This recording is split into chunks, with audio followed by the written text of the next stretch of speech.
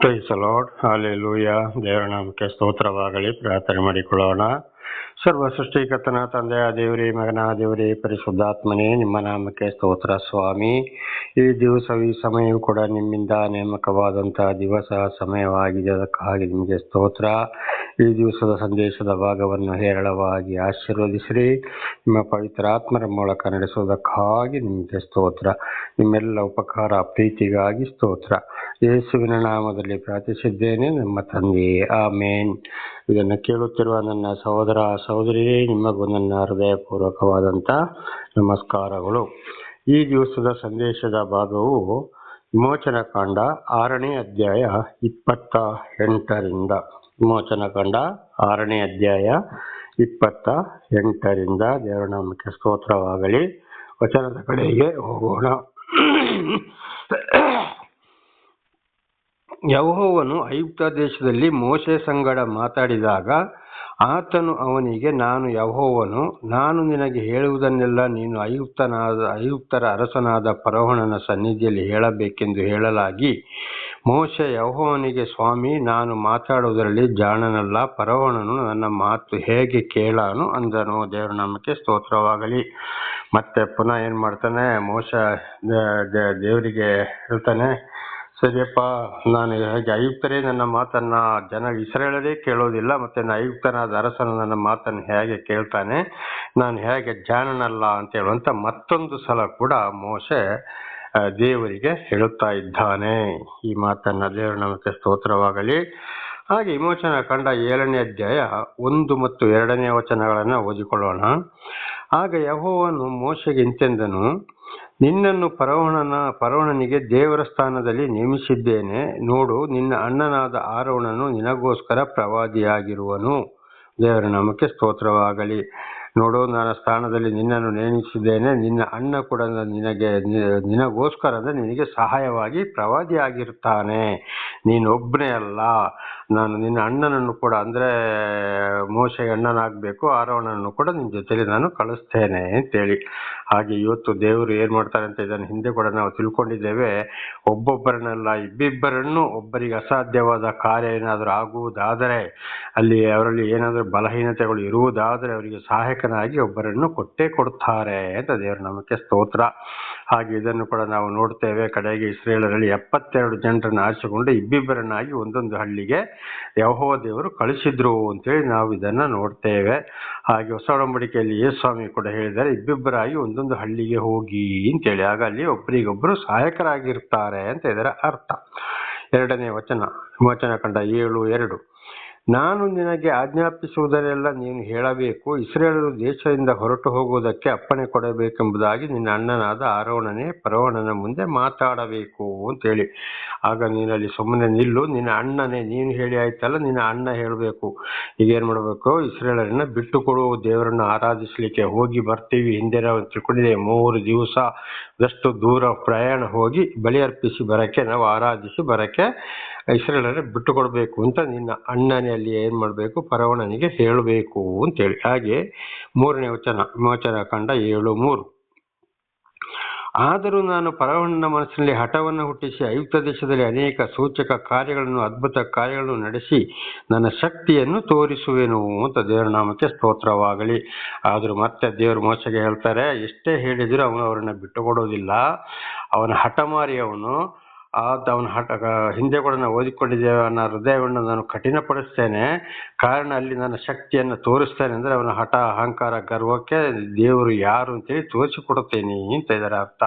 ಹಾಗೆ ಇವತ್ತು ದೇವರ ಮಾತನ್ನ ತಿಳಿಸಿದಾಗ ದೇವರಿಗೆ ಜನರಿಗೆ ದೇವರಿಂದ ಆಯ್ಕೆಯಾದವರಿಗೆ ತೊಂದರೆ ಕೊಟ್ಟಾಗ, ಅವರಿಗೆ ಎಷ್ಟೇ ದೇವರ ಮಾತನ್ನು ತಿಳಿಸಿದ್ರು ಕೂಡ ಕೇಳದವರ ಹಠ, ಅಹಂಕಾರ, ಗರ್ವ ಯಾರು ಬಿಡುವುದಿಲ್ಲವೋ, ಅವರು ದೇವರನ್ನು ಅರಿತುಕೊಂಡ್ರು ಕೂಡ ಅಂಥವರ ಹೃದಯವನ್ನು ದೇವರೇ ಕಠಿಣಪಡಿಸ್ತಾನೆ. ಯಾಕೆಂದ್ರೆ ಕಡೆಗೆ ಅವರಿಗೆ ಬರುವ ಶಿಕ್ಷೆಗಳು ಇಂಥದ್ದಲ್ಲ ಅಂತ ಇದರ ಅರ್ಥ. ಅದನ್ನು ಮುಂದೆ ನಾವು ಓದಿಕೊಳ್ಳೋಣ. ಈಗ 4-5 ವಿಮೋಚನಕಾಂಡ 7, 4 ಮತ್ತು 5ನೇ ವಚನ. ಫರೋಹನನು ನಿಮ್ಮ ಮಾತನ್ನು ಕೇಳುವುದಿಲ್ಲ, ಆಗ ನಾನು ಐಗುಪ್ತ ದೇಶದವರನ್ನು ಬಾಧಿಸಿ ಅವರಿಗೆ ಮಹಾ ಶಿಕ್ಷೆಗಳನ್ನು ವಿಧಿಸಿ ನನ್ನ ಜನರಾಗಿರುವ ಇಸ್ರಾಯೇಲರ ಸೈನ್ಯವನ್ನೆಲ್ಲ ಐಗುಪ್ತ ದೇಶದಿಂದ ಹೊರತರುವೇನು. ನೋಡಿ, ಕೇಳುವುದಿಲ್ಲ, ಆಗ ದೊಡ್ಡ ಶಿಕ್ಷೆಗೆ ಒಳಪಡಿಸಿ ನನ್ನ ಜನಗಳನ್ನು ಅಲ್ಲಿಂದ ಬಿಡಿಸ್ತೇನೆ ಅಂತ ಇದರ ಅರ್ಥ. ಹಾಗೆ ಇವತ್ತು ದೇವರು ಆದುಕೊಂಡವರಿಗೆ ನಾನಾ ಥರ ಐಶ್ವರ್ಯವಂತರು ಅವರು ಇವರು ನಾನಾ ಥರದಲ್ಲಿ ಶಿಕ್ಷೆ ಕೊಟ್ಟು ಕೆಲಸ ಮಾಡಿಸಿಕೊಳ್ಳುವುದಾದರೆ, ತೊಂದರೆ ಕೊಡುವುದಾದರೆ ತಿಳಿಸ್ತಾರೆ. ಮಾತು ಕೇಳದ ಹೋದ್ರೆ ಕಡೆಗೆ ಅಂಥವರಿಗೆ ಮಹಾ ದೊಡ್ಡ ಒಂದಲ್ಲ ಒಂದು ಶಿಕ್ಷೆಯನ್ನು ಬರಮಾಡಿ ಈ ದೇವ ಜನರನ್ನು ಅಲ್ಲಿಂದ ಬಿಡುಗಡೆ ಮಾಡಿಸುವವನಾಗಿದ್ದಾನೆ. ಆದ್ದರಿಂದ ಕೆಲಸ ಮಾಡಿಸಿಕೊಳ್ಳುವವರು ಬಹಳ ಎಚ್ಚರವಾಗಿರಬೇಕು. ದೇವರ ನಾಮಕ್ಕೆ ಸ್ತೋತ್ರವಾಗಲಿ. ಹಲ್ಲೆಲೂಯಾ. ಹಾಗೆ 5ನೇ ವಚನ. ನಾನು ಐಗುಪ್ತರಿಗೆ ವಿರೋಧವಾಗಿ ಕೈ ಚಾಚಿ ಅವರ ಮಧ್ಯದಿಂದ ಇಸ್ರಾಯೇಲರನ್ನು ಹೊರತಂದಾಗ ನಾನು ಯೆಹೋವನೆಂಬುದನ್ನು ಐಗುಪ್ತರು ತಿಳಿದುಕೊಳ್ಳುವರು ಅಂದನು. ನೋಡಿ, ಅವರಿಗೆ ವಿರೋಧವಾಗಿ ಕೈ ಎತ್ತೇನೆ, ನನ್ನ ಜನರನ್ನ ನಾನು ಅಲ್ಲಿಂದ ಹೊರತರ್ತೇನೆ. ದೇವರ ನಾಮಕ್ಕೆ ಸ್ತೋತ್ರವಾಗಲಿ. ಆಗ ನಾನು ಎಂಥವನು ಅಂತ ಅವರಿಗೆ ಗೊತ್ತಾಗ್ತದೆ ಅಂತ ಇದರ ಅರ್ಥ. ಹಾಗೆ ಇವತ್ತು ದೇವ ಜನರಿಗೆ ಕಷ್ಟ ಸಂಕಟ ದುಃಖದಲ್ಲಿ ಕೊಡುವಾಗ ಆಗಲೇ ಹೇಳಿದ ಹಾಗೆ ಖಂಡಿತವಾಗಿ ದೊಡ್ಡ ಶಿಕ್ಷೆ ಬರ್ತದೆ. ಅಲ್ಲಿವರೆಗೆ ತಿಳಿಸ್ತಾರೆ. ಯಾರ ಮುಖಾಂತರ ತಿಳಿಸ್ಬೇಕೋ ಅವರ ಮುಖಾಂತರ ಕಡೆಗೆ ಏನು ಮಾಡ್ತಾರೆ, ಅವರಿಗೆ ಬಹಳ ದೊಡ್ಡ ಶಿಕ್ಷೆಯನ್ನು ಬರಮಾಡಿ ದೇವ ಜನರನ್ನ, ದೇವರು ಆದುಕೊಂಡವ್ರನ್ನ ದೇವರೇ ಇಂಥ ದುಷ್ಟರ ಕೈಯಿಂದ ಬಿಡಿಸುವವನಾಗಿದ್ದಾನೆ ಅಂತ ಇದರ ಅರ್ಥ. ದೇವರ ನಮಗೆ ಸ್ತೋತ್ರವಾಗಲಿ. ಇದು ನನ್ನ ಜೀವಿತದಲ್ಲಿ ಕೂಡ ನಾನು ಅನೇಕ ಕಡೆ ಬಹಳ ಕಷ್ಟ ಸಂಕಟ ದುಃಖದಲ್ಲಿ ಸಿಕ್ಕಾಕೊಂಡಾಗ ಏನು ಮಾಡೋದಪ್ಪ ಅಂತ ಒಂದು ರೀತಿಯಲ್ಲಿ ಇದ್ದಾಗ ಇಂಥ ಬಲಾಢ್ಯರ ಕೈಗೆ, ಅದು ಯಾರು ಕ್ರಿಶ್ಚಿಯನ್ ಪಾಸ್ಟರ್ಗಳು ಅಂತ ಹೇಳೋರ ಕೈಗೆ, ದೊಡ್ಡ ದೊಡ್ಡ ಸಂಸ್ಥೆಗಳ ಕೈಗೆ ಸಿಕ್ಕಿಕೊಂಡಾಗ ಬಹಳ ಬೆಸರ ಪಟ್ಟವನು ಆಗಿದ್ದೆ. ಕಡೆಗೆ ದೇವರೇ ಅಂತಲ್ಲಿಂದ ನನ್ನನ್ನು ಕೂಡ ಬಿಡುಗಡೆ ಮಾಡಿದರು.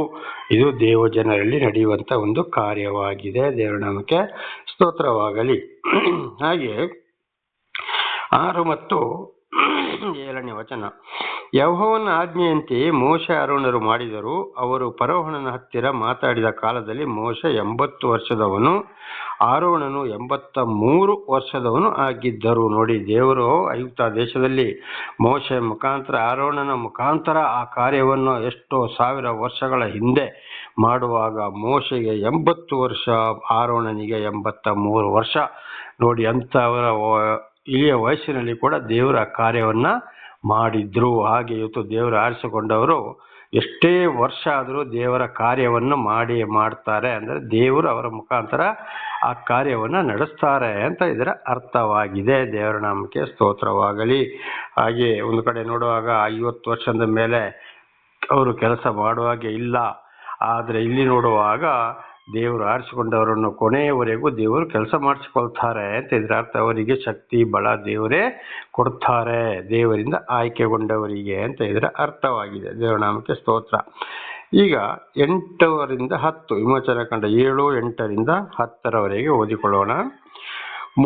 ಯೆಹೋವನು ಮೋಶೆ ಆರೋನರ ಸಂಗಡ ಮಾತಾಡಿ, ಫರೋಹನು ನಿಮಗೆ ನಾನು ನಿಮ್ಮ ಮಾತನ್ನು ನಂಬುವಂತೆ ನೀವು ಮಹತ್ಕಾರ್ಯಗಳನ್ನು ನನ್ನ ಮುಂದೆ ಮಾಡಬೇಕೆಂದು ಹೇಳಿದರೆ, ಮೋಶೆಯು ಆರೋನನಿಗೆ ನಿನ್ನ ಕೈಯಲ್ಲಿರುವ ಕೋಲನ್ನು ಫರೋಹನ ಮುಂದೆ ನೆಲದಲ್ಲಿ ಬಿಸಾಡು ಎಂದು ಹೇಳಬೇಕು, ಅದು ಸರ್ಪವಾಗುವುದು ಎಂದು ಆಜ್ಞಾಪಿಸಿದನು. ದೇವರ ನಾಮಕ್ಕೆ ಸ್ತೋತ್ರವಾಗಲಿ.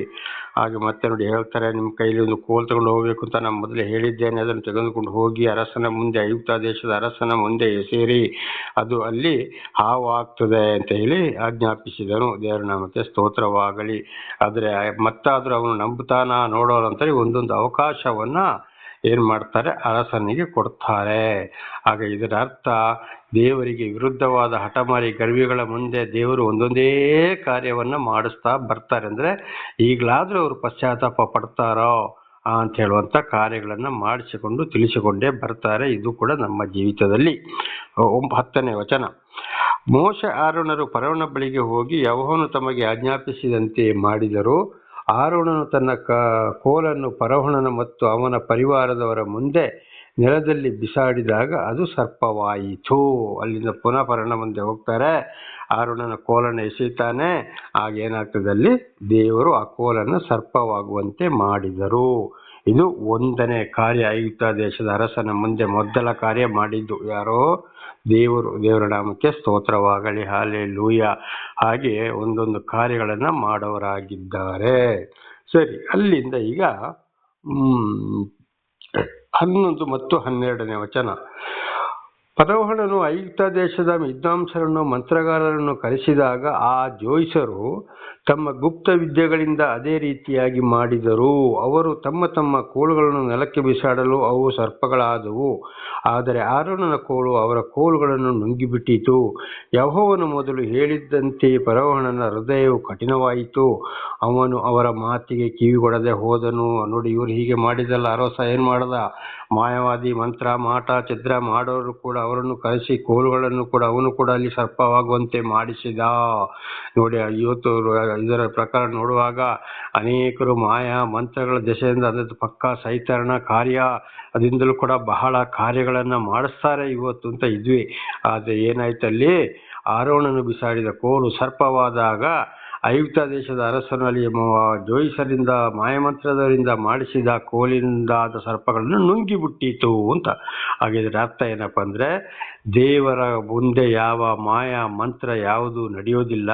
ಮಾಯ ಮಂತ್ರ ಜ್ಯೋತಿಷ ಮಾಡೋರು ಸೈತಾನನ ಮೂಲಕ ಈ ಕಾರ್ಯಗಳನ್ನು ಮಾಡ್ತಾರೆ. ಸೈತಾನನ ಕಾರ್ಯವು ಕೂಡ ಸ್ವಲ್ಪ ನಡೆಯುತ್ತದೆ. ಆದರೆ ದೇವರ ಮುಂದೆ ಯಾವುದು ನಡೆಯೋದಿಲ್ಲ. ಆರೋನನ ಕೋಲು ಇಂಥದನ್ನ ಅವರ ಸರ್ಪಗಳನ್ನು ಮುಚ್ಚಿ ಹಾಕಿದಾಗೆ ದೇವರು ಸರ್ವವನ್ನು ನಾಶ ಮಾಡೋರಾಗಿದ್ದಾನೆ. ಅದಕ್ಕೆ ಯಾವುದೇ ಕಷ್ಟ, ಸಂಕಟ, ದುಃಖಗಳು ಬಂದರೂ ಮಾಟ, ಮಾಯ, ಮಂತ್ರ, ಮನೆಗೆ ಆತಾತಿ ಈತಾತಿ, ಜೋಯಿಷ ಯಾರ ಹತ್ರ ಆದರೂ ಹೋಗಿ ನಾವು ಶಕುನಿ ಕೇಳುವಂಥದ್ದು ಮಾಡಬಾರದು. ನೇರವಾಗಿ ನಾವು ದೇವರಲ್ಲಿ ಪ್ರಾರ್ಥನೆ ಮಾಡಿಕೊಂಡು ದೇವ ಜನರೊಂದಿಗೆ ಎಲ್ಲ ವಿಷಯಗಳನ್ನ ತಿಳಿದುಕೊಂಡು ದೇವರಿಂದ ಆಯ್ಕೆ ಜನರೊಂದಿಗೆ ವಿಚಾರಿಸಿಕೊಂಡು ಅವರ ಮಾತಿನಂತೆ ನಡೆಯಬೇಕಾಗಿದೆ. ಮಾಯ ಮಂತ್ರದಿಂದ ಏನೂ ಆಗಲು ಸಾಧ್ಯವಿಲ್ಲ. ಇದು ಒಂದನೇ ವಿಷಯಗಳು ಇಲ್ಲಿಗೆ ನಡೆಯುತ್ತೆ. ಈಗ ಆಮೇಲೆ ನೋಡಿ, 13ನೇ ಒಂದು ವಚನವನ್ನಾಯ್ತು. 13ನೇ ವಚನ. ಯೆಹೋವನು ಮೊದಲು ಹೇಳಿದ್ದರಿಂದ ಫರೋಹನ ಹೃದಯವು ಕಠಿಣವಾಯಿತು. ಅವನವರ ಮಾತಿಗೆ ಕಿವಿಗೊಡದೆ ಹೋದನು. ನೋಡಿ, ಎಷ್ಟೇ ಆದರೂ ಕೂಡ ಅದಕ್ಕೆ ಮತ್ತೆ ಐಗುಪ್ತ ದೇಶದ ಅರಸನ ಹೃದಯ ಕಠಿಣವಾಯಿತು. ದೇವರು ಮೊದಲು ಹೇಳಿದ್ರು ಮೋಶೆಗೆ, ಏನೇ ಮಾಡಿದ್ರು ಏನು ಹೇಳಿದ್ರು ಅವನು ನಿಮ್ಮ ಮಾತನ್ನು ಕೇಳುವುದಿಲ್ಲ. ಆದರೆ ದೇವರೊಂದು ಅವಕಾಶವನ್ನು ಕೊಡ್ತಾ ಇದ್ದಾರೆ. ಆದರೆ ಅವನ ಹೃದಯ ಕಠಿಣವಾಯಿತು. ಆಗ ಯಾರ ಮನಸ್ಸು ಒಳ್ಳೇದು ಹೇಳಿದಾಗ, ಒಳ್ಳೇದು ಮಾಡಿದಾಗ ಕೇಳದೆ ಮಾಡದೆ ತನ್ನ ಹಠದಂತೆ ನಡೀತಾರೋ ಅವರ ಮನಸ್ಸನ್ನು ನಾಶಕ್ಕಾಗಿ ದೇವರೇ ಕಠಿಣ ಮಾಡಿಸ್ತಾನೆ. ಅವರು ಒಳ್ಳೆ ಮಾತು, ಗಂಡಾಗಲಿ ಹೆಣ್ಣಾಗಲಿ ಒಳ್ಳೆ ಮಾತನ್ನು ಕೇಳುವುದಿಲ್ಲ ಅಂತ ಇದರ ಅರ್ಥವಾಗಿದೆ. ದೇವರ ನಾಮಕ್ಕೆ ಸ್ತೋತ್ರವಾಗಲಿ. ಹಾಗೆ ನೋಡಿ, ದೇವರೊಂದು 2ನೇ ಅದ್ಭುತ ಕಾರ್ಯಗಳನ್ನು ಕೂಡ ಫರೋಹನ ಅರಸನ ಮುಂದೆ ಮಾಡ್ತಾರೆ ಐಗುಪ್ತ ದೇಶದಲ್ಲಿ. ವಿಮೋಚನಾ ಕಾಂಡ 7ನೇ ಅಧ್ಯಾಯ 14ರಿಂದ 25ರವರೆಗೆ ಓದುವಾಗ, ನೈಲ್ ನದಿಯ ನೀರು ರಕ್ತವಾಯಿತು. ದೇವರ ನಾಮಕ್ಕೆ ಸ್ತೋತ್ರವಾಗಲಿ. ಅಲ್ಲಿಂದ ನೈಲ್ ನದಿ ಅಂತ ಹೇಳುವಂಥ, ನಾವಿಲ್ಲಿ ನದಿ ಅಂತ ಹೇಳ್ತೇವೆ, ಒಬ್ಬೊಬ್ಬರು ಹೊಳೆ ಅಂತಲೂ ಹೇಳ್ತಾರೆ. ಈಗ ಅಲ್ಲಿ ಏನಾಯಿತು, ಆ ನೀರನ್ನು ಫುಲ್ಲು ಐಗುಪ್ತ ದೇಶದವರು ಕುಡಿಬೇಕಾಗಿದ್ದೆ ಆ ನದಿಯ ನೀರು. ಅದನ್ನೇ ಫುಲ್ ನದಿಯ ನೀರು ಅಂದರೆ ಹೊಳೆಯ ನೀರನ್ನು ರಕ್ತವನ್ನಾಗಿ ಮಾಡಿದ್ರು. ಇದು 2ನೇ ಅದ್ಭುತ ಕಾರ್ಯಗಳು, ಮಹತ್ ಕಾರ್ಯಗಳು. ಇದು ಈಗಲಾದ್ರೂ ಇವನು ಬಗ್ತಾನ ನೋಡೋಣ ಅಂತ ನೀರನ್ನು ರಕ್ತವನ್ನಾಗಿ ಮಾಡಿದರು. ದೇವರ ನಾಮಕ್ಕೆ ಸ್ತೋತ್ರವಾಗಲಿ. ಅದು 21, 22ನೇ ವಚನವನ್ನು ಓದಿಕೊಳ್ಳೋಣ. ಅದರಲ್ಲಿದ್ದ ಮೀನುಗಳು ಸತ್ತು ಹೋದವು. ನದಿ ಹೊಲಸು ನಾರಿದ್ದರಿಂದ ಐಗುಪ್ತರು ಅದರಲ್ಲಿ ಕುಡಿಯಲಾರದೆ ಹೋದರು. ಐಗುಪ್ತ ದೇಶದಲ್ಲೆಲ್ಲ ರಕ್ತವೇ ಆಗಿತ್ತು. ನೋಡಿ, ಹೊಳೆಯ ನದಿಯ ನೀರು ಅಲ್ಲಿ ರಕ್ತವಾಗಿ ಮೀನುಗಳಿಗೂ ವಾಸ ಮಾಡದೆ ಸತ್ತು ಹೋಗಿ ನೀರು ತೀರ ವಾಸನೆ ಬಂತು. ಐಗುಪ್ತ ದೇಶದವರು ಆ ನದಿಯ ನೀರನ್ನೇ ಕುಡಿಯಲಾರದೆ ಹೋದರು. ದೇವರ ನಾಮಕ್ಕೆ ಸ್ತೋತ್ರವಾಗಲಿ. ಇದು ಕೂಡ ಅನೇಕ ದೇವರೊಂದೊಂದು ಮಾಡುವ ಕಾರ್ಯವಾಗಿದೆ. ಈ ಹಿಂದೆ ಕೂಡ ನಾವು ಕೇಳಿದ್ದೇವೆ, ಅದು ಎಲ್ಲೆಲ್ಲೋ ಸಮುದ್ರದ ನೀರು ಬಿಸಿ ನೀರಾಗಿ ಬಂತು, ಮೀನುಗಳೆಲ್ಲ ಸತ್ತು ಹೊರ ಬಂದವು ಅಂತೇಳಿ ನಾವು ಮಾಧ್ಯಮದಲ್ಲಿಯೋ ಮೊಬೈಲಲ್ಲಿಯೋ ಪೇಪರಲ್ಲಿಯೂ ಕೂಡ ನಾನೇ ಓದಿದ್ದೇನೆ. ಇದು ಕೂಡ ಅದು ಊರಿಗೆ ಬಹಳ ದೇವರ ಕೋಪ ಬರುವಂತ ಸಂದರ್ಭವಾಗಿದೆ. ಹಾಗೆ 22ನೇ ವಚನ. ಆದರೆ ಐಗುಪ್ತ ದೇಶದ ಜೋಯಿಸರು ತಮ್ಮ ಗುಪ್ತ ವಿದ್ಯೆಗಳಿಂದ ಅದೇ ರೀತಿ ಮಾಡಿದ್ದರಿಂದ ಫರೋಹನ ಹೃದಯವು ಕಠಿಣವಾಯಿತು. ಯೆಹೋವನು ಹೇಳಿದಂತೆಯೇ ಅವನು ಆ ಮೋಶೆ ಆರೋನರ ಮಾತನ್ನು ಕೇಳದೆ ಹೋದನು. ದೇವರ ನಾಮಕ್ಕೆ ಸ್ತೋತ್ರವಾಗಲಿ. ಅಲ್ಲಿಂದ ಏನಾಯಿತು, ಪುನಃ ಆ ಕಾರ್ಯವನ್ನು ಕೂಡ ಈ ಐಗುಪ್ತ ದೇಶದ ಅರಸನು ಜೋಯಿಸ, ಮಾಟ, ಮಾಯ, ಮಂತ್ರ ಮಾಡೋರ ಕೈಯಲ್ಲಿ ಆ ಕೆಲಸವನ್ನು ಕೂಡ ಮಾಡಿಸಿದ. ದೇವರ ನಾಮಕ್ಕೆ ಸ್ತೋತ್ರವಾಗಲಿ. ಹಾಲೆಲೂಯ. ಹಾಗೆ ಇದು ಎರಡನೇ ಒಂದು ಮಹತ್ ಕಾರ್ಯವನ್ನು ಐಗುಪ್ತ ದೇಶದ ಅರಸನ ಮುಂದೆ ದೇವರು ಮೋಶೆ ಆರೋನರ ಮೂಲಕ ಮಾಡಿಸಿದರು. ನೋಡದೆ ಇವನು ಇನ್ನಾದರೂ ಪಶ್ಚಾತ್ತಾಪ ಪಡ್ತಾನೋ, ಬರ್ತಾನೋ, ನನ್ನ ಜನರನ್ನು ಬಿಟ್ಟು ಕೊಡ್ತಾನೋ ಇಲ್ವಾ ಎಂಬುದಾಗಿ ದೇವರ ನಾಮಕ್ಕೆ ಸ್ತೋತ್ರವಾಗಲಿ. ಹಾಗೆ ವಿಮೋಚನಾ ಕಾಂಡ 8ನೇ ಅಧ್ಯಾಯ 1ರಿಂದ 15ರವರೆಗೆ ನೋಡುವಾಗ ಅಲ್ಲಿ ಫುಲ್ಲು ಆ ದೇಶದಲ್ಲೆಲ್ಲ ಕಪ್ಪೆಗಳು ತುಂಬುವ ಹಾಗೆ ಮಾಡಿದರು. ಇದು 3ನೇ ಮಹತ್ ಕಾರ್ಯವಾಗಿದೆ. ವಿಮೋಚನಾ ಕಾಂಡ 8ನೇ ಅಧ್ಯಾಯ 1ರಿಂದ 15ರವರೆಗೆ ಓದುವಾಗ ಆ ದೇಶದಲ್ಲೆಲ್ಲ ಕಪ್ಪೆಗಳು ತುಂಬುವ ಹಾಗೆ ಮಾಡಿದರು. ಯಾರು? ದೇವರು. ಅದು 3 ಮತ್ತು 4ನೇ ವಚನವನ್ನು ಓದಿಕೊಳ್ಳೋಣ. ನೈಲ್ ನದಿಯಲ್ಲಿ ಕಪ್ಪೆಗಳು ಅಸಂಖ್ಯವಾಗಿ ಹುಟ್ಟುವು. ಅವು ಹೊರಟು ಬಂದು ನಿನ್ನ ಅರಮನೆಯಲ್ಲಿಯೂ ಮಲಗುವ ಕೋಣೆಯಲ್ಲಿಯೂ ಮಂಚದ ಮೇಲೆಯೂ ಬರುವುದಲ್ಲದೆ ನಿನ್ನ ಪರಿವಾರದ ಮನೆಗಳಲ್ಲಿಯೂ ನಿನ್ನ ಪ್ರಜೆಗಳ ಮೇಲೆಯೂ ಹೊಲಗಳಲ್ಲಿಯೂ ಹಿಟ್ಟುವನಾದ ಕೊಣವಿಗಳಲ್ಲಿಯೂ ಬರುವು. ನಿನ್ನ ಮೇಲೆಯೂ ನಿನ್ನ ಪ್ರಜೆಗಳ ಮೇಲೆಯೂ ಪರಿವಾರದವರ ಮೇಲೆಯೂ ಕಪ್ಪೆಗಳು ಹರಡಿಕೊಳ್ಳುವು ಅಂತ ದೇವರ ನಾಮಕ್ಕೆ ಸ್ತೋತ್ರವಾಗಲಿ. ಇಡೀ ಮನೆ ಮಠಗಳಲ್ಲಿ ಪ್ರತಿಯೊಂದು ಕೊಣವಿಗಳಲ್ಲಿಯೂ ಕಪ್ಪೆಗಳು ಬಂದು ಇಡೀ ಮನೆಗಳಲ್ಲಿ ತುಂಬಿಕೊಳ್ಳುವ ಹಾಗೆ ಇದನ್ನ ದೇವರು ಐಗುಪ್ತ ದೇಶದಲ್ಲಿ ಮಾಡಿದರು. ಹಾಗೆ ನೋಡಿ, ಇದು ಏನಾಗಿದೆ, ಅದು 3ನೇ ಮಹತ್ ಕಾರ್ಯವಾಗಿದೆ. ಇದರಲ್ಲಿ 3 ಮತ್ತು 4ನೇ ವಚನಗಳನ್ನು ಓದಿಕೊಳ್ಳೋಣ. ವಿಮೋಚನಾ ಕಾಂಡ 8ನೇ ಅಧ್ಯಾಯ 3 ಮತ್ತು 4ನೇ ವಚನಗಳು. ನೈಲ್ ನದಿಯಲ್ಲಿ ಕಪ್ಪೆಗಳು ಅಸಂಖ್ಯವಾಗಿ ಹುಟ್ಟುವು. ಅವು ಹೊರಟು ಬಂದು ನಿನ್ನ ಅರಮನೆಯಲ್ಲಿಯೂ ಮಲಗುವ ಕೋಣೆಯಲ್ಲಿಯೂ ಮಂಚದ ಮೇಲೆಯೂ ಬರುವುದಲ್ಲದೆ ನಿನ್ನ ಪರಿವಾರದ ಮನೆಗಳಲ್ಲಿಯೂ ನಿನ್ನ ಪ್ರಜೆಗಳ ಮೇಲೆಯೂ ಹೊಲೆಗಳಲ್ಲಿಯೂ ಹಿಟ್ಟು ನಾರುವ ಕೊಣವಿಗೆಯಲ್ಲಿಯೂ ಬರುವು. ನಿನ್ನ ಮೇಲೆಯೂ ನಿನ್ನ ಪ್ರಜೆಗಳ ಮೇಲೆಯೂ ಪರಿವಾರದ ಮೇಲೆಯೂ ಕಪ್ಪೆಗಳು ಹರಡಿಕೊಳ್ಳುವು ಅಂತ ನೋಡಿ. ಅದಕ್ಕೆ ಮೊದಲು ಏನಾಯಿತು, ಐಗುಪ್ತ ದೇಶದಲ್ಲಿ ಕಪ್ಪೆಗಳೇ ಇರಲಿಲ್ಲ. ಇಡೀ ಪ್ರಪಂಚದಲ್ಲೇ ಕಪ್ಪೆಗಳು ಇರಲಿಲ್ಲ. ಐಗುಪ್ತ ದೇಶದಲ್ಲಿ ಮೊಟ್ಟ ಮೊದಲು ಕಪ್ಪೆಗಳು ಬಂದು ಜನರನ್ನು ಕೆಡಿಸುವ ಹಾಗೆ ಮನೆಗಳಲ್ಲಿ, ಕೊಣವಿಗಳಲ್ಲಿ, ಪ್ರತಿಯೊಂದು ಕಡೆ ಕಪ್ಪೆಗಳು ತುಂಬುವ ಹಾಗೆ ಮಾಡಿದರು. ಮೈ ಮೇಲೆ ಹತ್ತುವ ಹಾಗೆಯೂ ಕೂಡ. ಹಾಗೆ ನೋಡಿ, ಇವತ್ತು ಕೂಡ ಕಪ್ಪೆಗಳು ಏನಾಗ್ತದೆ, ಮನೆ ಒಳಗಡೆ ಕಪ್ಪೆಗಳು ಬರ್ತವೆ, ನೀರು ಮಡಿಕೆ ಅಡಿಲಿರ್ತವೆ, ಮನೆಗಳಲ್ಲಿರ್ತವೆ, ಮೈ ಮೇಲೆ ಕೂಡ ಹತ್ತಿಕೊಂಡು ಬರ್ತವೆ. ಇದು ನೋಡಿ, ಎಷ್ಟೋ ಸಾವಿರ ವರ್ಷಗಳ ಹಿಂದೆ ದೇವರು ಐಗುಪ್ತ ದೇಶದಲ್ಲಿ ಮಾಡಿದಂಥ ಅಲ್ಲಿ ಒಂದು ಮಹತ್ ಕಾರ್ಯಗಳು. ಹಾಗೆ ಇವತ್ತು ಇಡೀ ಪ್ರಪಂಚದಲ್ಲಿ ಇವತ್ತು ಇದು ಕೂಡ ನಾವು ಕಾಣ್ತಾ ಇದ್ದೇವೆ, ನೋಡ್ತಲೇ ಇದ್ದೇವೆ. ದೇವರ ನಾಮಕ್ಕೆ ಸ್ತೋತ್ರ. ಹಾಗೆ ಮೊಟ್ಟ ಮೊದಲು ಕಪ್ಪೆಗಳನ್ನ ಉಂಟು ಮಾಡಿದ್ದು, ಬರಮಾಡಿದ್ದೇ ದೇವರ ಕೋಪ ಎರಗಿದು ಐಗುಪ್ತ ದೇಶದಲ್ಲಿ. ದೇವರ ನಾಮಕ್ಕೆ ಸ್ತೋತ್ರ. ಹಾಗೆ 6ನೇ ವಚನ ಕೂಡ ಓದಿಕೊಳ್ಳೋಣ. ವಿಮೋಚನಾ ಕಾಂಡ 8:6. ಆರೋನನು ಐಗುಪ್ತ ದೇಶದಲ್ಲಿ ನೀರಿರುವ ಎಲ್ಲ ಸ್ಥಳಗಳ ಮೇಲೆ ಕೈ ಚಾಚಲು ಕಪ್ಪೆಗಳು ಹೊರಟು ಬಂದು ದೇಶವನ್ನೆಲ್ಲ ಮುಚ್ಚಿಕೊಂಡವು. ದೇವರ ನಾಮಕ್ಕೆ ಸ್ತೋತ್ರವಾಗಲಿ. ನೋಡಿ, ಇಡೀ ಐಗುಪ್ತ ದೇಶಕ್ಕೆ ಕಪ್ಪೆಗಳು ಬಂದು ಮುಚ್ಚಿಕೊಳ್ಳುವ ಹಾಗೆ ಮಾಡಿದರು. ಯಾರು? ದೇವರು. ಮೊದಲು ಕಪ್ಪೆನೇ ಇರಲಿಲ್ಲ. ಅಲ್ಲಿಂದ 9ರಿಂದ 13ರವರೆಗೆ ಓದಿಕೊಳ್ಳೋಣ.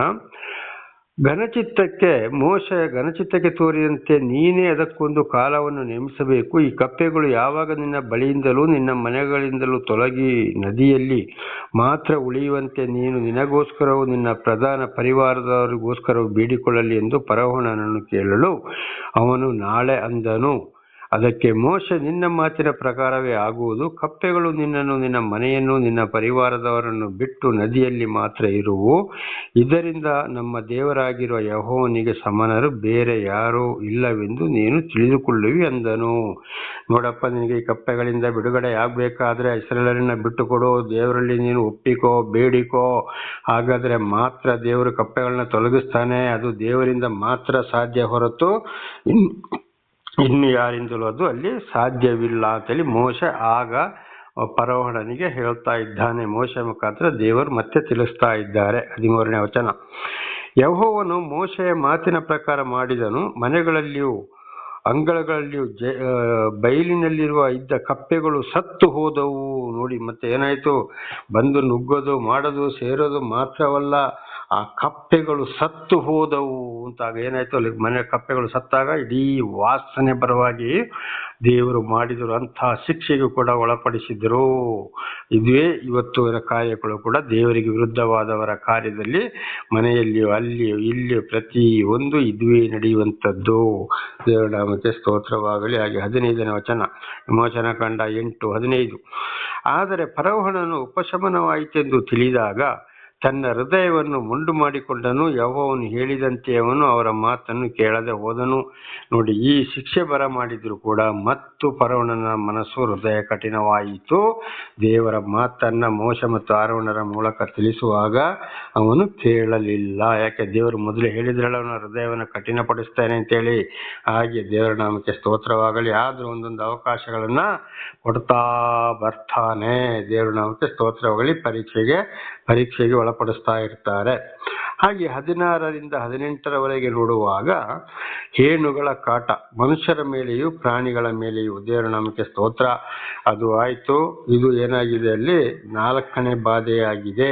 4ನೇ ಮಹತ್ ಕಾರ್ಯಗಳನ್ನ ಐಗುಪ್ತ ದೇಶದಲ್ಲಿ ಮಾಡಿದ್ರು. ಇದಕ್ಕೂ ಅವನು ಬಗ್ಗದಾಗಿ ಆಯಿತು. ಆದರೆ ದೇವರೇ ಅವನ ಹೃದಯವನ್ನು ಕಠಿಣ ಪಡಿಸ್ತಾರೆ.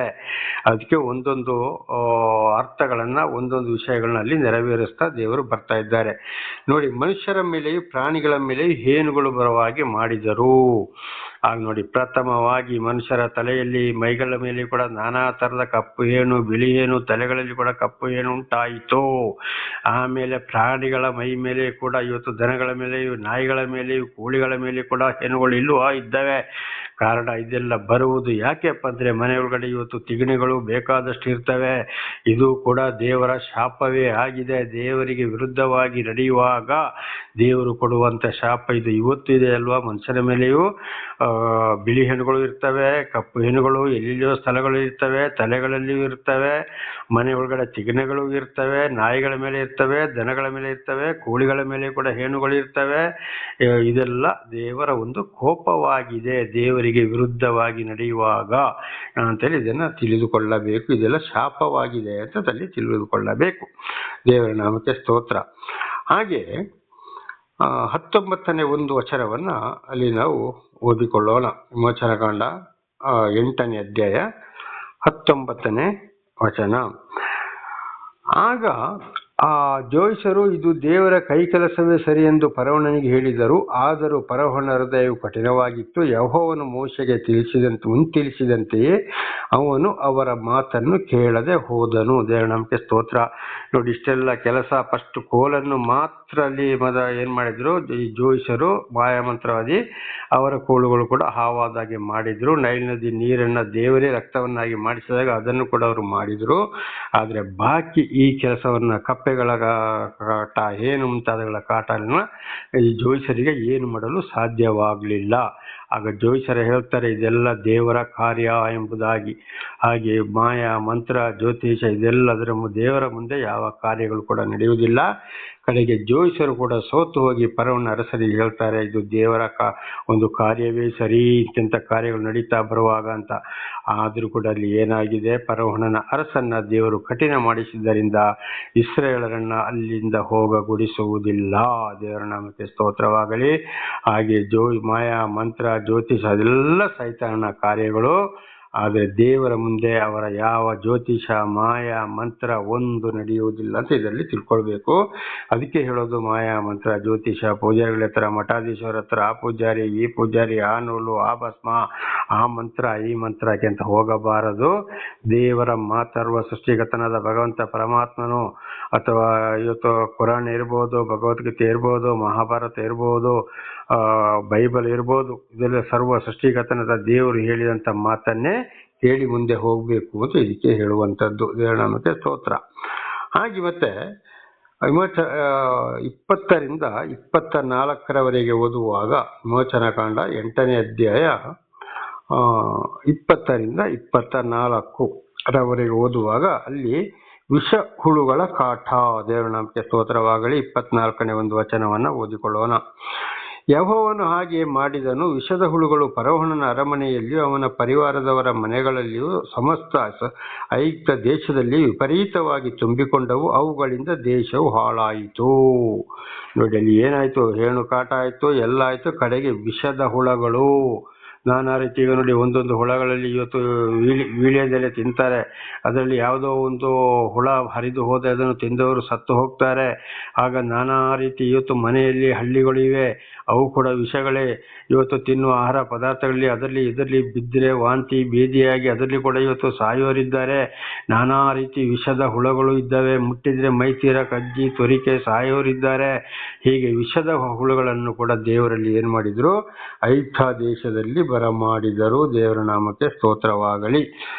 ಇದು ಕೂಡ ದೇವರಿಂದ ಬಂದಂತ ಒಂದು ಶಾಪವಾಗಿದೆ. ಅದರ ಎಲ್ರಿಗೂ ತೊಂದರೆ ಕೊಡುವುದಿಲ್ಲ. ಯಾರು ದೇವರ ವಿಷಯದಲ್ಲಿ ದೇವರನ್ನೇ ತಿಳಿಪಡಿಸಿದಾಗ ಕಠಿಣರಾಗ್ತಾರೋ ಅಂಥವರಲ್ಲಿ ದೇವರು ಮಾಡುವ ಕಾರ್ಯ. ಹಾಗೆ ಇವತ್ತು ಇಡೀ ವಿಷದ ಒಂದು ಹುಳು ಕೂಡ ಜಗತ್ತಿನಲ್ಲಿ ತುಂಬಿ ಹೋಗಿರುವಂಥದ್ದು ದೇವರ ಒಂದು ಶಾಪವಾಗಿದೆ. ಹಾಗೆ ನೋಡಿ, 25ರಿಂದ 28 ವಿಮೋಚನಕಾಂಡ 8ನೇ ಅಧ್ಯಾಯ 25ರಿಂದ 28ರವರೆಗೆ ಓದುವಾಗ ಅಲ್ಲಿ ಇಷ್ಟೆಲ್ಲ ಆಗುವಾಗ ಯಜ್ಞಕ್ಕೆ ಫರೋಹನಿಂದ ಒಪ್ಪಿಗೆ ಸಿಕ್ಕಿತು. ದೇವರ ನಾಮಕ್ಕೆ ಸ್ತೋತ್ರವಾಗಲಿ. ಆಯಿತು, ಇಸ್ರಾಯೇಲರನ್ನ ಕರ್ಕೊಂಡು ಹೋಗಿ ಅವ್ರನ್ನ ಯಜ್ಞ ಮಾಡಿಸಿ ಆ ದೇವರನ್ನ ಆರಾಧಿಸಿ ವಾಪಸ್ ಬಂದು ನೀವು ಇಲ್ಲಿಗೆ ಅವರು ಬರಬೇಕು ಅಂತೇಳಿ ಯಜ್ಞ ಮಾಡಕ್ಕೆ ಇಷ್ಟು ಶಿಕ್ಷೆ ಸಿಕ್ಕಿದ ಮೇಲೆ ಫರೋಹನನ ಒಪ್ಪಿಗೆ ಕೊಟ್ಟ. ಫರೋಹನಿಂದ ಒಪ್ಪಿಗೆ ಸಿಕ್ಕಿತು. ದೇವರ ನಾಮಕ್ಕೆ ಸ್ತೋತ್ರವಾಗಲಿ. ಹಾಗೆ 28 ಒಂದು ವಚನವನ್ನು ಓದಿಕೊಳ್ಳೋಣ. ವಿಮೋಚನಕಾಂಡ 8:28. ಆದರೆ ಅದಕ್ಕೆ ಫರೋಹನನು, ಒಳ್ಳೆಯದು, ಅರಣ್ಯದಲ್ಲಿ ನಿಮ್ಮ ದೇವರಾದ ಯೆಹೋವನಿಗೆ ಯಜ್ಞ ಮಾಡುವಂತೆ ನಿಮಗೆ ಅಪ್ಪಣೆ ಕೊಡುತ್ತೇನೆ. ಆದರೆ ದೂರ ಹೋಗಕೂಡದು. ನನಗೋಸ್ಕರ ಪ್ರಾರ್ಥನೆ ಮಾಡಿರಿ ಅಂದನು. ದೇವರ ನಾಮಕ್ಕೆ ಸ್ತೋತ್ರವಾಗಲಿ. ನೋಡಿ, ಆಗ ಏನು ಹೇಳ್ದ? ಆಯಿತು, ನೀವು ಹೋಗಿ ಯಜ್ಞ ಮಾಡಿ, ಬಹಳ ದೂರ ಹೋಗಬೇಡಿ, ಆದರೆ ನನಗೋಸ್ಕರ ನೀವು ಪ್ರಾರ್ಥನೆ ಮಾಡಿ ಅಂತ. ಆಗ ಸ್ವಲ್ಪ ಮನಸ್ಸು ಒಂದು ದೇವರು ವಿಶಾಲವಾಗುವ ಹಾಗೆ ಮಾಡಿದರು. ದೇವರ ನಾಮಕ್ಕೆ ಸ್ತೋತ್ರ. ಹಾಗೆ ಒಂದು ಏನು ಮಾಡ್ತಾರೆ? ದೇವರು ಯಾರನ್ನು ಹಠ ಮಾಡ್ತಾರೋ, ಯಾರನ್ನು ಶಿಕ್ಷೆಗೆ ಒಳಪಡಿಸ್ತಾರೋ ಅದಕ್ಕೆ ಮೊದಲು ದೇವರು ಒಂದೊಂದು ಶಿಕ್ಷೆಯನ್ನು ಕೊಟ್ಟು ಭಕ್ತಾನಂತ ಮಾಡಿ. ಯಾಕೆಂದರೆ ದೇವರನ್ನು ತಿಳಿಪಡಿಸ್ಬೇಕಲ್ಲ, ಅವರ ಗರ್ವಹಂಕಾರ ಮುರಿಬೇಕಲ್ಲ. ಅದಕ್ಕೆ ಒಂದೊಂದೇ ಕಾರ್ಯಗಳನ್ನ ಮಾಡಿ ಬರ್ತಾರೆ. ಆವಾಗ ಅವನು ಒಪ್ಪಿದ. ಹಾಗೆ ಏನು ಮಾಡ್ತಾರೆ? ದೇವರನ್ನೇ ಅಂತ ಅಹಂಕಾರ ಹಠಮಾರಿಗಳಿಗೆ ತಿಳಿಸುವನಾಗಿದ್ದಾನೆ ಶಿಕ್ಷೆ ಕೊಟ್ಟು ಅಂತ ಇದರ ಅರ್ಥವಾಗಿದೆ. ದೇವರ ನಾಮಕ್ಕೆ ಸ್ತೋತ್ರವಾಗಲಿ. ಹಲ್ಲೆಲೂಯಾ. ಹಾಗೆ 29ನೇ ಒಂದು ವಚನವನ್ನು ಕೂಡ ಓದಿಕೊಳ್ಳೋಣ. ವಿಮೋಚನಕಾಂಡ 8:29. ಅದಕ್ಕೆ ಮೋಶೆ, ನಾನು ನಿನ್ನ ಬಳಿಯಿಂದ ಹೊರಟಾಗ ಫರೋಹನಾದ ನಿನಗೂ ನಿನ್ನ ಪ್ರಜಾಪರಿವಾರದವರಿಗೂ ಹುಳಗಳ ಬಾಧೆಯು ನಾಳೆಯಿಂದ ಇರಬಾರದೆಂಬುದಾಗಿ ಯೆಹೋವನಿಗೆ ಪ್ರಾರ್ಥನೆ ಮಾಡುವೆನು. ಆದರೆ ಯೆಹೋವನಿಗೆ ಯಜ್ಞ ಮಾಡಲಿಕ್ಕೆ ನೀನು ಜನರಿಗೆ ಅಪ್ಪಣೆ ಕೊಡದೆ ಇನ್ನು ಮುಂದೆ ವಂಚನೆ ಮಾಡಬಾರದು ಅಂದನು. ನೋಡಿ, ಅದಕ್ಕೆ ಮಾತಿಗೆ ಮೋಶ ಏನು ಹೇಳ್ತಾನೆ? ಆಯಿತು, ನಿನಗೆ ನಿಂತ ತೊಂದರೆ ಬಾರದಾಗೆ ನಾನು ದೇವರಲ್ಲಿ ಬೇಡಿಕೊಳ್ತೇನೆ. ಮತ್ತೆ ಪುನಃ ಅವರನ್ನು ದೇವರನ್ನು ಆರಾಧಿಸಲಿಕ್ಕೆ ನೀನು ತೊಂದರೆ ಮಾಡಬಾರದು ಅಂತ ಹೇಳ್ತಾನೆ ಮೋಶೆ. ಇದು ಕೂಡ ಕಠಿಣ ಅಹಂಕಾರ ಗರ್ವ ಇದ್ದವರಿಗೆ ದೇವರ ಮುಖಾಂತರ ದೇವರು ಕಠಿಣವಾಗಿ ತಿಳಿಸ್ತಾರೆ. ನೋಡು, ಇನ್ನು ಮುಂದೆ ನೀನು ಈ ರೀತಿ ತೊಂದರೆ ಮಾಡಬಾರ್ದು ಅಂತೇಳಿ ದೇವರು ಆದುಕೊಂಡವರ ಮುಖಾಂತರ ಇಂಥ ಗರ್ವ ಅಹಂಕಾರ ದೇವರ ವಿರೋಧಿಗಳಿಗೆ ದೇವರು ತಿಳಿಸುವವರಾಗಿದ್ದಾರೆ. ದೇವರು ಆದುಕೊಂಡವರ ಮುಖಾಂತರ. ಅದೇ ಇವತ್ತು ದೇವರು ಯಾರನ್ನು ಆರಿಸಿಕೊಂಡ್ರೋ ಅವರು ಕಠಿಣವಾಗಿ ಮಾತನಾಡುವಂಥದ್ದು. ಮಾತು ಕೇಳಿದರೆ ಒಳ್ಳೆಯದು, ಇಲ್ಲದ್ರೆ ಶಿಕ್ಷೆ ಬರ್ತದೆ ಅಂತೇಳಿ ಖಂಡಿತವಾಗಿ ತಿಳಿಸುವಂಥದ್ದು ಇದುವೇ ಆಗಿದೆ. ದೇವರ ನಾಮಕ್ಕೆ ಸ್ತೋತ್ರ. ಹಾಗೆ 30-31 ವಚನಗಳನ್ನು ಓದಿಕೊಳ್ಳೋಣ. ವಿಮೋಚನಕಾಂಡ 8:30-31. ಮೋಶೆಯು ಆರೋನನ ಬಳಿಯಿಂದ ಹೊರಟು ಯೆಹೋವನಿಗೆ ಪ್ರಾರ್ಥನೆ ಮಾಡಲು ಅವನ ಪ್ರಾರ್ಥನೆಯ ಮೇರೆಗೆ ಯೆಹೋವನು ಮಾಡಿದನು. ಆ ಹುಳಗಳೆಲ್ಲ ಫರೋಹನ ಬಳಿಯಿಂದಲೂ ಅವನ ಪ್ರಜಾಪರಿವಾರದವರ ಬಳಿಯಿಂದಲೂ ತೊಲಗಿ ಹೋದವು, ಒಂದು ಉಳಿಯಲಿಲ್ಲ. ದೇವರ ನಾಮಕ್ಕೆ ಸ್ತೋತ್ರವಾಗಲಿ. ಹಾಗೆ ಮೋಶೆ ಏನು ಮಾಡ್ತಾನೆ? ದೇವರಲ್ಲಿ ಪ್ರಾರ್ಥಿಸ್ತಾನೆ, ದೇವರೇ ಇವನು ಕ್ಷಮಿಸು, ಈ ಪೀಡೆಗಳ ತೊಂದರೆಗಳೆಲ್ಲ ಒಂದು ತೊಲಗಿ ಹೋಗಲಿ. ಫರೋಹನ ಏನು ಮಾಡಿದರೆ? ಇಸ್ರಾಯೇಲರನ್ನು ಆರಾಧನೆಗೆ ಬಿಟ್ಟು ಕೊಟ್ಟಿದ್ದಾನೆ ಎಂಬುದಾಗಿ ಪ್ರಾರ್ಥಿಸಿದಾಗ ಅವೆಲ್ಲವೂ ಅಲ್ಲಿಂದ ತೊಲಗಿ ಹೋದವು. ದೇವರ ನಾಮಕ್ಕೆ ಸ್ತೋತ್ರ. ಹಾಗೆ ಇವತ್ತು ದೇವರಿಂದ ಆದಿಕೊಂಡವರು ಇತರರಿಗಾಗಿ ಅವರು ಯಾವುದೇ ಕಷ್ಟ ಸಂಕಟ ದುಃಖ ವಿರೋಧಿಗಳು ಬಂದರು ಹಠಮಾರಿಗಳು ಆದರೂ ಕೂಡ ದೇವರಿಂದ ಸರಿಯಾಗಿ ಆಯ್ಕೆಗೊಂಡವರ ಪ್ರಾರ್ಥನೆಗೆ ದೇವರು ಉತ್ತರ ಕೊಡುವವನಾಗಿದ್ದಾನೆ. ಹಾಗೆ ನಾವು ಕೂಡ ಇಂಥ ಗರ್ವ ಅಹಂಕಾರ ಹಠಮಾರಿತನದಲ್ಲಿ ಇರುವವರಿಗೆ ದೇವರ ವಿಷಯವನ್ನು ತಿಳಿಸಿದಾಗ ಅವರು ಕೇಳದೆ ಹೋದರೆ ಅವರಿಗಾಗಿ ಕೂಡ ನಾವು ಪ್ರಾರ್ಥಿಸಬೇಕು ಅಂತ ಇದರ ಅರ್ಥವಾಗಿದೆ. ಇದರ ಪರಮಾತ್ಮ ಭಗವಂತನ ಯೇಸು ಕ್ರಿಸ್ತನ ಮಾತಾಗಿದೆ. ಹಾಗೆ 32ನೇ ವಚನ, ವಿಮೋಚನ ಕಂಡ 8:32. ಆದರೂ ಫರೋಹನನು ಆಗಲೂ ತನ್ನ ಹೃದಯವನ್ನು ಮುಂಡು ಮಾಡಿಕೊಂಡು ಜನರಿಗೆ ಅಪ್ಪಣೆ ಕೊಡದೆ ಹೋದನು. ನೋಡಿ, ಒಂದ್ಸಲ ನಾಟಕ ಆಡ್ದ ಮತ್ತು ಅವನ ಹೃದಯ ಏನಾಯ್ತು, ಅಲ್ಲಿ ಬಿಟ್ಟು ಕೊಡ್ಲಿಲ್ಲ.